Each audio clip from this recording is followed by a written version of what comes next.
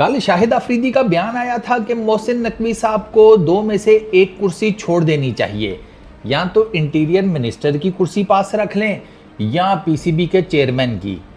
अबे भैया, दो कुर्सियां तो छोड़ो, इधर मोहसिन नकवी के पास तीसरी कुर्सी आने वाली है। जनवरी के महीने में वो एसीसी यानी कि एशियन क्रिकेट काउंसिल के चेयरमैन बन जाएंगे जी, अगले साल 2025 में, जिस साल होना है इंडिया के अंदर एशिया कप। अच्छा, जो ऑफिशियल अनाउंसमेंट है ना मोहसिन नकवी साहब की ये चेयरमैनशिप की एशियन क्रिकेट काउंसिल की, वो सर स्केड्यूल है अक्टूबर नवंबर में एसीसी की मीटिंग होगी और उसमें जनाब आली ये स्टेटमेंट दे दी जाएगी कि अगले चेयरमैन जे शाह के बाद होंगे मोहसिन नकवी। जे शाह 2 साल का ये टेन्योर होता है चेयरमैनशिप का एशियन क्रिकेट काउंसिल की।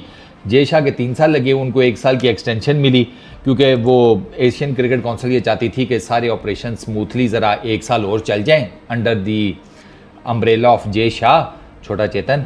और वो जिस तरह की उसने मामलात को निभा रहा है ना, वो जिस तरीके से जिसे कहते हैं शुरू माइंडसेट के साथ, तो वो उसी को कंटिन्यू करे। तो अब वो जे शाह साल एक और करेंगे जनवरी तक, जनवरी के बाद मोहसिन नकवी साहब आ जाएंगे।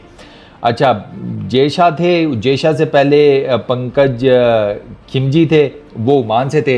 ये जितने भी बोर्ड यानी कि जितने भी मेंबर्स हैं ना एशियन क्रिकेट काउंसिल के, तो ये जो चेयरमैनशिप है ना सारे के सारों के बीच में रोटेट होती रहती है। ऐसा नहीं है कि जो पुराने हैं उनको ज़्यादा मरतबा चेयरमैन बना दो, ना, जितने भी हैं। जैसे ये जे शाह से पहले ओमान के थे, उससे पहले ज़का अशरफ थे, पाकिस्तान के पिछले जो पीसीबी के चेयरमैन हैं,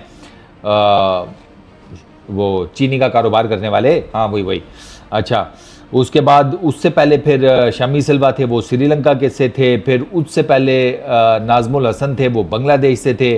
फिर उससे पहले मीर वाइस अशरफ थे, उनका ताल्लुक अफ़गानिस्तान से था। उससे पहले रवि सहगल, उनका ताल्लुक थाईलैंड से था।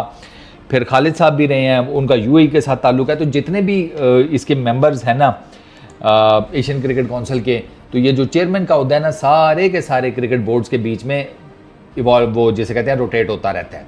Pakistan, Maldives, Thailand, Nepal, you name it.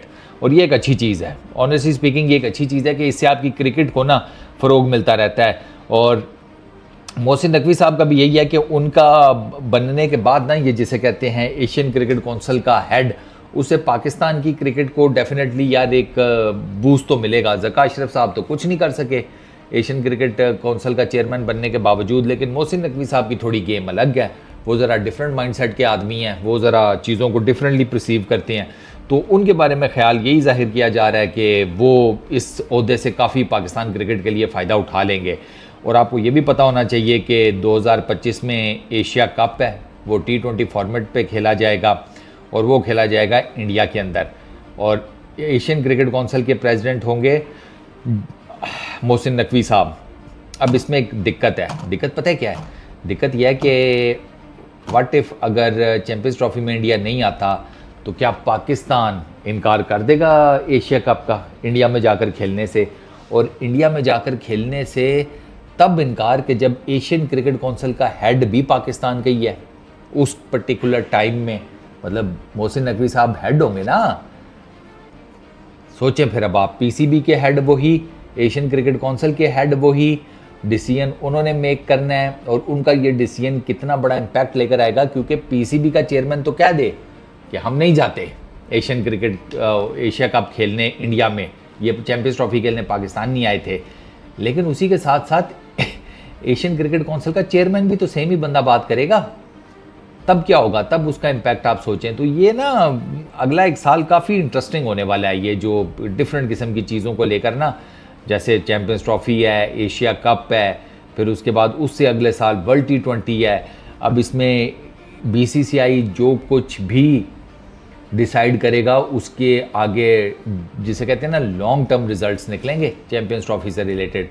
BCCI तो I would say Indian government और उसके ठीक ठाक किस्म के जिसे कहते हैं ना रिप्रिकॉशंस या रिजल्ट्स, वो ऑड भी निकल सकती हैं। जैसा मैंने आपको एक बता दिया कि अगर व्हाट इफ़, और पाकिस्तान मैंने आपको 1-2 वीडियोस में बताया है कि पीसीबी इस मामले पर सोच रहा है। मतलब पीसीबी ने सोचना क्या है, पीसीबी ने ऑलमोस्ट ये समझे कि तय किया हुआ है कि ये साढ़े वाल नहीं आएंगे तो साडा भी जीना मरना ख़त्म है। फिर फिर साढ़े वाल भी कोई ना आवे, मतलब कोई हमारी तरफ नहीं आ रहा तो हम भी किसी की तरफ नहीं जाएंगे, ये वाला हिसाब किताब कि तुसी साढ़े वाल नहीं आए असी भी नहीं आने लगे। तो ये वाला अगर चक्कर हो गया तो फिर तो चीज़ें बहुत ज़्यादा ख़राब हो जाएंगी। एंड आई रियली होप कि इस लेवल तक ख़राब ना हो, but let's see, may be मुझे ऐसे लगता है कि इस दफ़ा चूँकि कोलिजन गवर्नमेंट है, ठीक है, वो बहुमत सरकार, तो देर इज़ अ चांस कि इस दफ़ा इतने, जैसे कहते हैं आपको ना, मोदी सरकार की तरफ से हार्ड कोर स्ट्रिक्ट किस्म के डिसीजंस वो शायद ना देखने को मिलें, क्योंकि बाकी सारी पार्टियों को भी तो राज़ी करना पड़ेगा ना। और इस तरह के डिसीजंस की इम्प्लीकेशन एक पार्टी तो शायद अपने सिर पर उठा ले, सारी की सारी नहीं उठाएंगी। सारी, हर किसी का डेमोक्रेसी है ना, हर किसी का अपना एक, जिसे कहते हैं थॉट पैटर्न होता है, हर किसी का अपना फ्रीडम ऑफ स्पीच होता है, वो हर अपने हिसाब किताब से सोचता है।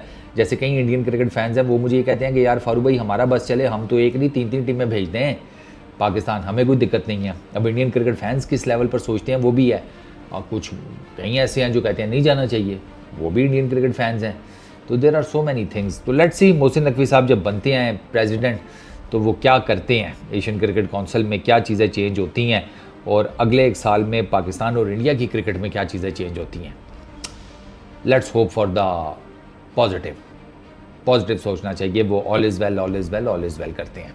इस वीडियो में इतना ही, अपना बहुत ख्याल रखना, नेक्स्ट वीडियो में मुलाकात होगी, पीस आउट।